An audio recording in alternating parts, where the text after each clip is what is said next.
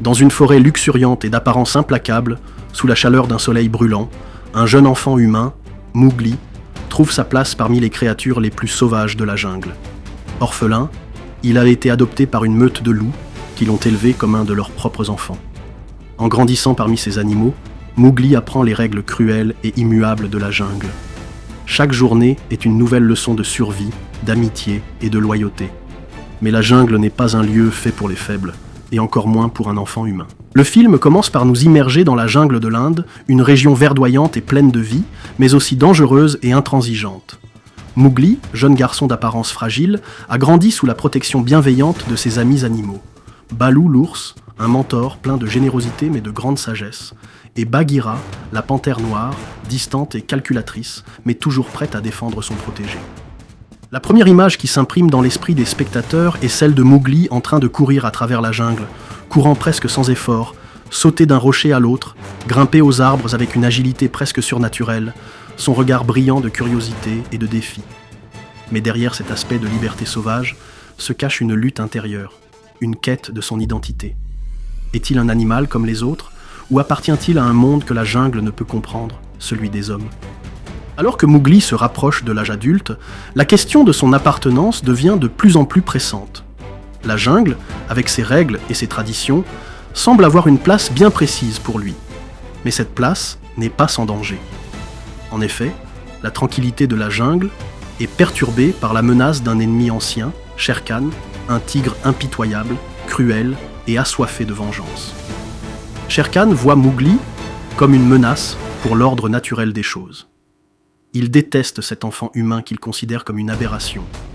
Le tigre, animé par un désir de pouvoir et une haine profonde, est déterminé à éliminer Mowgli, convaincu que l'humanité, avec ses ambitions destructrices, finira par détruire la jungle et tout ce qu'elle représente.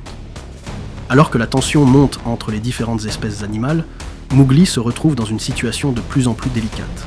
Il doit non seulement prouver sa loyauté envers la meute de loups qu'il a élevée, mais aussi comprendre les raisons de cette haine viscérale que Shere Khan lui porte. Chaque geste de Mowgli devient une question de survie. Sa rencontre avec Shere Khan, un affrontement brutal qui laisse des cicatrices émotionnelles et physiques, marque un tournant décisif dans son histoire. C'est là que le garçon se rend compte que la jungle, tout en étant sa maison, ne sera jamais totalement accueillante.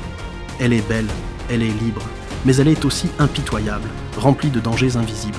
Au fur et à mesure que Mowgli grandit, il se rend compte que la jungle est pleine de contradictions. Elle le protège, mais elle le menace aussi. Tandis que ses compagnons animaux, en particulier Bagheera et Baloo, l'aiment et veulent le protéger, leurs méthodes sont de plus en plus confrontées à la réalité du monde dans lequel Mowgli doit s'intégrer. Baloo, qui représente la sagesse brute de la jungle, conseille à Mowgli d'accepter la liberté qu'il lui offre, de suivre les enseignements de la nature. Mais Bagheera, plus pragmatique et réaliste, comprend que la survie de Mowgli dans ce monde sauvage est éphémère et que son avenir se trouve peut-être ailleurs. Le cœur du film repose sur ce dilemme intérieur de Mowgli. Doit-il rester avec ses frères animaux et accepter un avenir incertain dans la jungle, ou doit-il rejoindre le monde des hommes, avec ses complexités et ses périls ?